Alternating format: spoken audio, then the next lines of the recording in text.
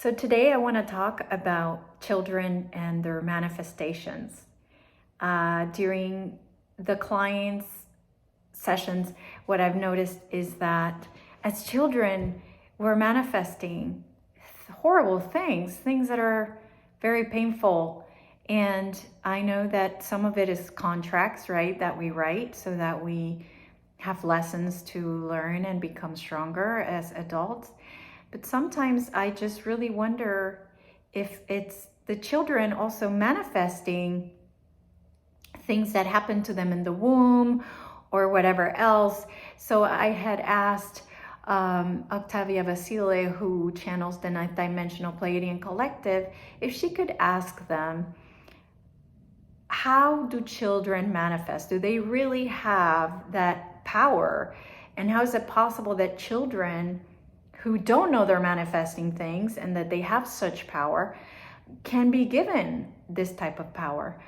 So luckily she got an answer, which I thought was really interesting, because I've always talked about be careful with the expectations you have of your children, because they will become a self-fulfilling prophecy and they will become true. Because as you know, you manifest your thoughts and your beliefs, and expectations are beliefs, and therefore that's what you manifest. So this is exactly kind of what they're saying here. So what they said is that children manifest what their parents think, and not only about them. So in other words, the child is not only manifesting their internal thoughts, but they're also manifesting, in addition, what their parents think. So when she's saying that when those projections disappear, for example, when the adult mind of the parent gets empty and clear when we are present, then the child will start manifesting in accordance with higher consciousness forms. So basically they will manifest being aligned with source. And so this is a very different form of manifestations. Messages will come through them and they will seem very wise and mature. And they will say things that seem to be the right thing to say at that moment. So in opposite, when the child manifests only in accordance with the ego of the parents, they in time will form their own ego based on the pain that they have acquired. And so that's why at some point the child seems to have lost the innocence and they stop enjoying life. So we are really doing a disservice to our children by placing expectations on them, and also by us not being in the moment too. So if we can be in the moment about them, accepting of who they are in this world, and we don't come to this world to go to school and get a job, right? We come to this world to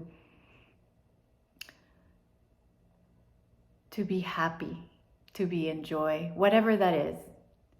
And so it's really our job to support them in that as much as we can, without imposing our own views on them.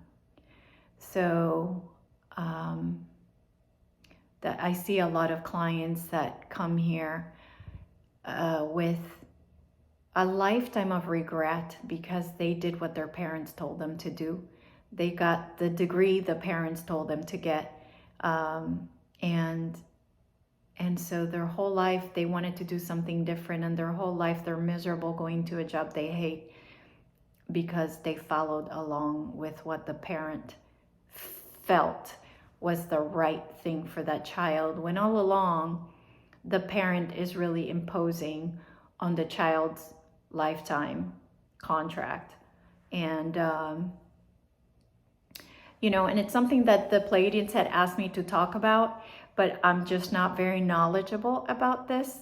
I don't feel like I'm the perfect mother, and so I never felt comfortable talking about children.